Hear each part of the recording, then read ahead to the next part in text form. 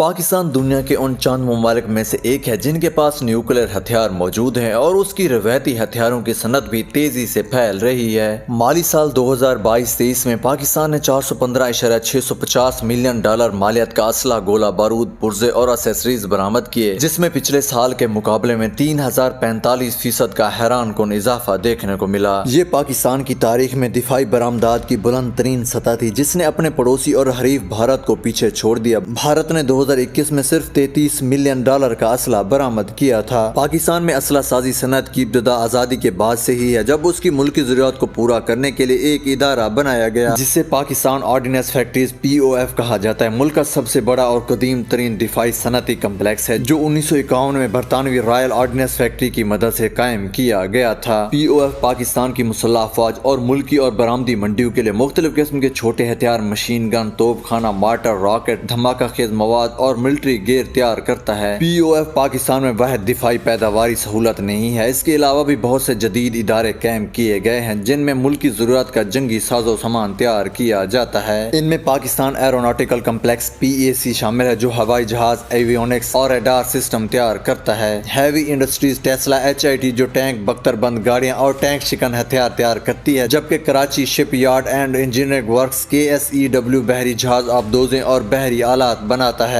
National engineering and scientific commission (NESCO) جو میزائلوں، satellites اور جوہری ہتھیاروں کی ترقی کی نگرانی کرتا ہے، اور defence science and technology organisation (DESTO) جو دفاعی ٹیکنالوجی کے مختلف شعبوں میں تحقیق اور ترقی کرتی ہے۔ پاکستان کی دفاعی صنعت نے گزشتہ دہائیوں میں اہم سنگ میل حاصل کی ہیں، جیسے کہ JF-17 تھنڈر لڑاکا جیٹ، الخالد جنگی ٹینک، اگوسٹا 90B آبدوز، شاہین بیلسٹک میزائل اور بابر کروز میزائل کی ترقی بھی شامل ہے۔ ان کامیابیوں سے نہ صرف ملک کی دفاعی صلاحیت میں اضافہ ہوا بلکہ اس کے اسلحہ کی برآمدات میں بھی اضافہ دیکھنے کو ملا ہے۔ پاکستان کی دفاعی برآمدات کا اصل محرک JF-17 تھنڈر ہے۔ یہ ایک سنگل انجن ہلکا پھلکا لڑاکا طیارہ ہے جو پاکستان اور چین نے مشترکہ طور پر تیار کیا ہے۔ JF-17 کو ایک کم قیمت، کثیر کردار والے جنگی طیارے کے طور پر ڈیزائن کیا گیا ہے جو ہوا سے ہوا، ہوا سے زمین اور ہوا سے سمندر میں مشن انجام دے سکتا ہے۔ پاکستان نے JF-17 طیارے نائجیریا اور میانمار کو فراہم کیے ہیں اور ممکنہ فروخت کے لیے آذربائیجان، عراق، ملیشیا اور سری لنکا سمیت کئی دیگر ممالک سے بات چیت کر رہا ہے۔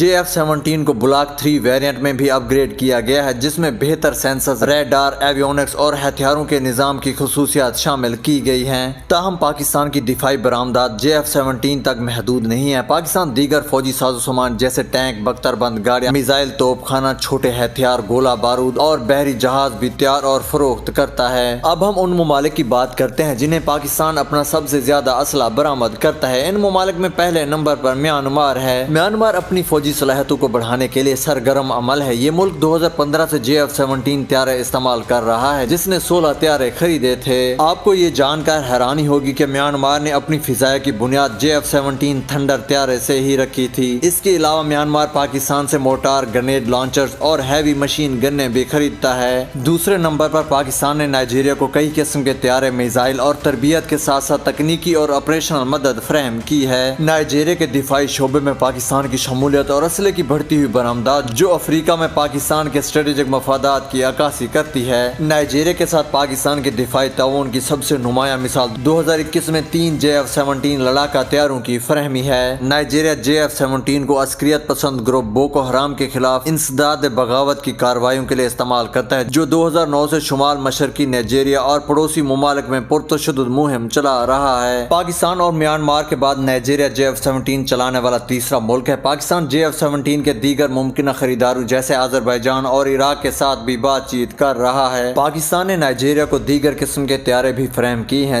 جیسے MFI-17 سپر مشتاق بنیادی trainer, K-8 Karakoram intermediate jet trainer اور F-7NI فنکشن فائٹر۔ پاکستان نے نائجیریا کے پائلٹوں اور زمینی عملے کو ان طیاروں کو چلانے اور ان کی دیکھ بھال کے لیے تربیت دی ہے، ساتھ ہی ساتھ نائجیریا کو اپنے اہلکاروں کو مقامی طور پر تربیت دینے کے قابل بھی بنایا ہے۔ پاکستان نے اپنے F-7NI بیڑے کو آپریشنل رکھنے میں نائجیریا کی بھی مدد کی ہے، کیونکہ طیارے پرانے چینی ڈیزائن پر مبنی ہیں اور انہیں بار بار مرمت اور اپ گریڈ کی ضرورت پڑتی ہے۔ طیاروں کے علاوہ پاکستان نے نائجیریا کو بختر شکن اینٹی ٹینک گائیڈڈ میزائل اور زمین سے فضا میں مار کرنے والے میزائل بھی فراہم کیے ہیں۔ تیسرے نمبر پر پاکستان جس ملک کو زیادہ اسلحہ ایکسپورٹ کرتا ہے وہ آذربائیجان ہے۔ انہوں نے حال ہی میں $1.6 بلین बिलियन डॉलर के एक तारीखी दिफाई मुआहदे पर दस्तखत किए हैं, जिसके तहत JF-17 थंडर लड़ाका तैयारे और दूसरे हथियार आज़रबाईजान की फिजाया को फ्रेम किए जाएंगे। ये मुआहदा, जिस पर मुबैना तौर पर फरवरी 2024 में दस्तखत किए गए थे, किसी यूरोपीय मुल्क को JF-17 थंडर की पहली बरामद और पाकिस्तान की तारीख का सबसे बड़ा दिफाई बरामदी मुआहदा है। इस मुआहदे में आज़रबाईजान की फिजाया को तरबियत, स्पेयर्स और तकनीकी मदद की फ्रेमी भी शामिल है। आज़रबाईजान को भेजे जाने वाले JF-17 थंडर तैयारों की तादाद ज़ाहिर नहीं की गई, लेकिन कुछ ज़राए बताते हैं कि ये तकरीबन 20 या उससे ज्यादा हो सकते हैं। तो है कि JF-17 थंडर तैयारों से आज़रबाईजान की इन्वेंट्री में कुछ पुराने और फसूदा तैयारों की जगह ले ली जाएगी, जैसे कि MiG-29 लड़ाका तैयारे। JF-17 थंडर मुआहदा पाकिस्तान और आज़रबाईजान के दरमियान मजबूत और स्ट्रेटेजिक पार्टनरशिप की अक्कासी भी करता है, जो एक जैसे सिक्योरिटी चैलेंजेस और मफादात के हामिल मुल्क हैं। पाकिस्तान और आज़रबाईजान के दरमियान दो तरफा ताल्लुकात की एक तावील तारीख है, जो 1991 में शुरू होती है, जब दोनों ममालिक ने एक दूसरे की आज़ादी को तस्लीम किया था और दोनों ममालिक ने तिजारत, तालीम, सेहत और सकाफत जैसे शोबों में ताउन करने पर इत्तफाक किया था।